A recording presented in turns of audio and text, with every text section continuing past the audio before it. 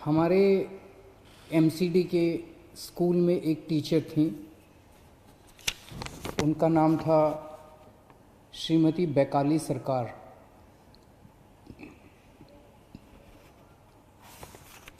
Corona की इस महामारी के दौर में वो दिल्ली के लोगों की सेवा करते करते उन्हें खुद कोरोना हो गया और उनका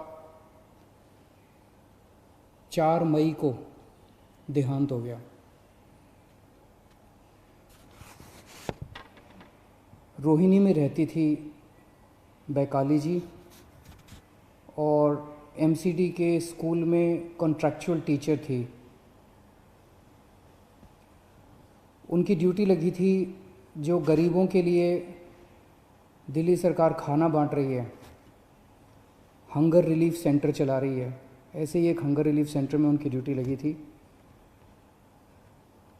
पका हुआ खाना बांटने के लिए गरीबों को, और उनकी ड्यूटी 10 तारीख को लगी, 17 तारीख को लगी, 18 अप्रैल को लगी। तीनों दिन उन्होंने ड्यूटी की। उसके बाद उनकी ड्यूटी 25 अप्रैल को लगी। 25 अप्रैल को वो ड्यूटी पे नहीं आई, पता चला बीमार हैं। उन्हें डॉक्टर अंबेडकर हॉस्पिटल रोहिणी में भर्ती कराया गया।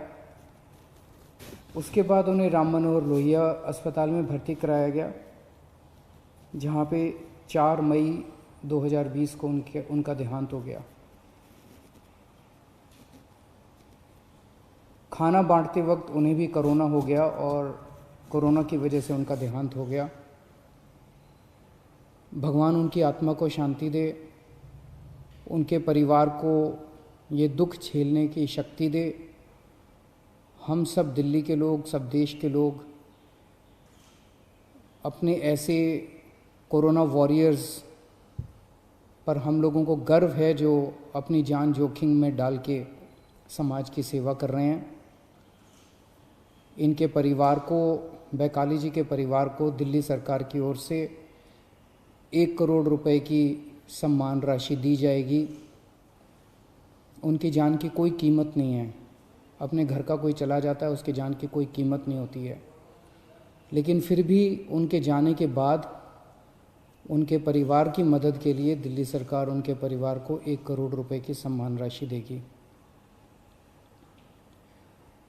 दिल्ली में कई सारे कंस्ट्रक्शन पे काम करने वाले मजदूर हैं, गरीब लोग हैं, और कोरोना की सबसे बड़ी मार गरीबों को पड़ रही है।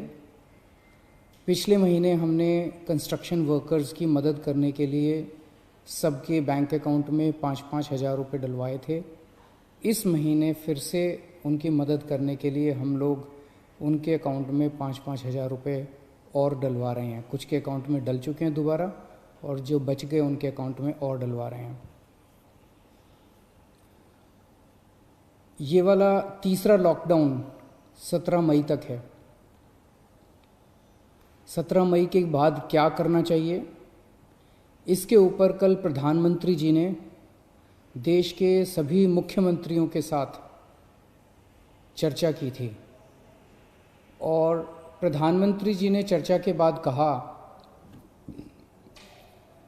कि कौन सा राज्य क्या चाहता है, आप कितनी ढिलाई चाहते हैं लॉकडाउन में, क्या क्या चीज़ें शुरू करना चाहते हैं। प्रधानमंत्री जी ने कहा कि आप 15 तारीख तक अपने अपने सुझाव भेज दीजिए, और उन सुझावों के ऊपर केंद्र सरकार फिर निर्णय लेगी कि 17 तारीख के बाद क्या किया जाए। मैं अपने दिल्ली के लोगों से आज सुझाव मांगना चाहता हूँ।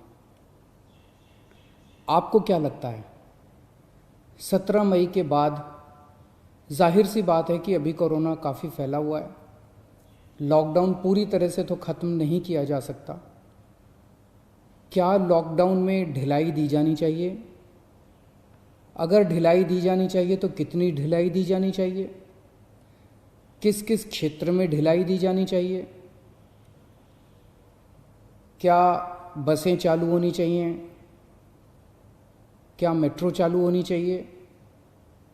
क्या ऑटो चालू होनी चाहिए, टैक्सी चालू होनी चाहिए, क्या स्कूल खुलने चाहिए, मार्केट खुलने चाहिए,